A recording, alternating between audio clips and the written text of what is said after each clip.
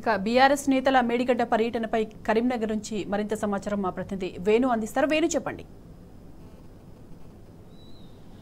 సాయి మాధవి ఈరోజు సాయంత్రం 5 గంటల వరకు బీఆర్ఎస్ శ్రేణులు అంటే కరీంనగర్ చేరుకుంటారు. కరీంనగర్ చేరుకున్న తర్వాత ఇక్కడ ఎల్ఎండి లోయర్ మానేర్ డ్యామ్ ను పరిశీలిస్తారు.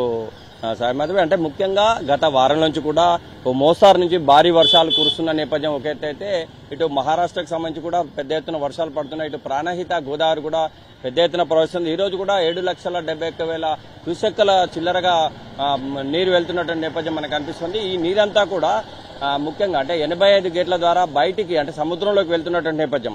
ఈ నేపథ్యంలోనే అంటే గతంలో దీనికి సంబంధించి చూసుకుంటే మేడిగడ్డ ప్రాజెక్టు ద్వారానే ఇటు ప్రాజెక్టులన్నీ కూడా నింపినటువంటి నేపథ్యం మనకు ముఖ్యంగా కనిపిస్తుంది. అంటే ఇటు అన్నారం, సుందిల్లతో పాటు ఇటు రాజరాజేశ్వర పాటు ఎల్లంపల్లి, ఇటు ఎల్ఎండి, అన్నపూర్ణ, రంగనాయక సాగర్, మల్లన్న సాగర్ వరకు కూడా వీటికి అనుబంధంగా ఉన్నటువంటి చెరువులను కూడా గతంలో నింపిన నేపథ్యం. కానీ ప్రస్తుతం అయితే పిల్లర్ల డిఫాల్ట్ అని చెప్పిన నేపథ్యంలో దాన్ని నీరంతా కూడా వృధాగా పోతున్న నేపథ్యం. అంటే కాంగ్రెస్ అంటే ప్రభుత్వం వచ్చిన తర్వాత దీనిపై సరైన శ్రద్ధ పెట్టలేదు.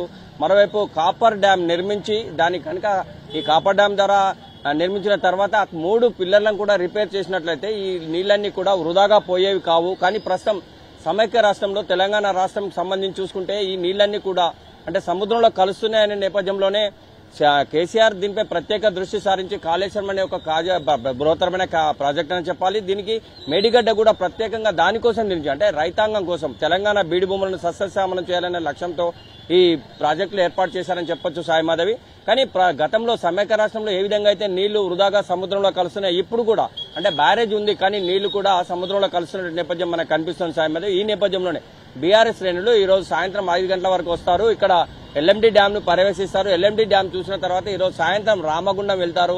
రాత్రి అక్కడ బస చేసిన తర్వాత ఉదయం కన్నెపల్లి పంప్ హౌస్ వెళ్లి కన్నెపల్లి పంప్ హౌస్ ను కూడా పరిశీలిస్తారు. ఎందుకంటే పంప్ హౌస్ ద్వారానే ఇటు గ్రావిటీ నుంచి ఇటు అన్నారం, సుందిల్ల వరకు నీళ్లు పంపించే అవకాశం ఉంటుంది. కనుక కన్నెపల్లి పంప్ హౌస్ ను పరిశీలిస్తారు. ఇక్కడ అవసరం అనుకుంటే ఇక్కడ మీడియాతో కూడా మాట్లాడే అవకాశం ఉన్నట్టుగా తెలుస్తుంది సాయి మాధవి. ఆ తదనంతరం మేడిగడ్డను పరిశీలించి ఆ తర్వాత అక్కడ ఉన్న రైతాంగం కావచ్చు మీడియాతో కూడా మాట్లాడే అవకాశం ఉన్నాయి. ఆ సాయంత్రం ఇటు తిరిగి హైదరాబాద్ వెళ్తారు Sai Madhavi. Right Venu, thanks for the updates.